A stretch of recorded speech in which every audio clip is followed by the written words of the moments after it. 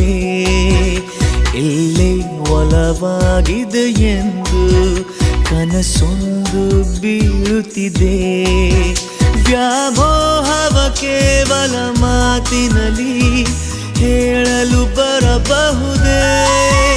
ನಿನ್ನ ನೋಡಿದ ಮೇಲೆಯೂ ಪ್ರೀತಿಯಲ್ಲಿ ಬೀಳದೆ ಇರಬಹುದೇ? ಎಲ್ಲೋ ಮಳೆಯಾಗಿದೆ ಎಂದು ತಂಗಾಳಿಯು ಹೇಳುತ್ತಿದೆ.